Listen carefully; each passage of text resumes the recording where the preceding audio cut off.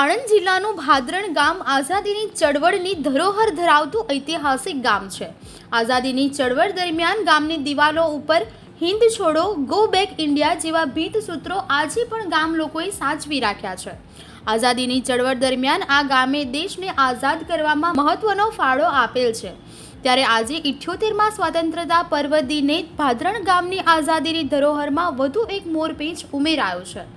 આજે સમરસ થયેલ ભાદરણ ગામના યુવા સરપંચ ઉદય પટેલ અને ગ્રામજનોના સહયોગથી ગામના મધ્યમાં કાયમ માટે તિરંગો લહેરાતો કરવામાં આવ્યો છે।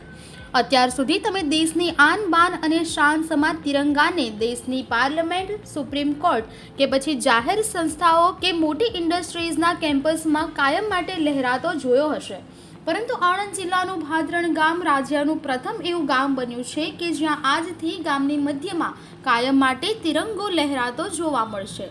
ભાદરણ એ આઝાદીની લડતની રીતે જોઈએ તો એક ઐતિહાસિક ધરોહર ધરાવતું ગામ છે। હિન્દ છોડોની ચળવળમાં અને અન્ય તમામ ચળવળોમાં ભાદરણમાં હજી પણ ભીત સૂત્રો હજી પણ જળવાયેલા છે।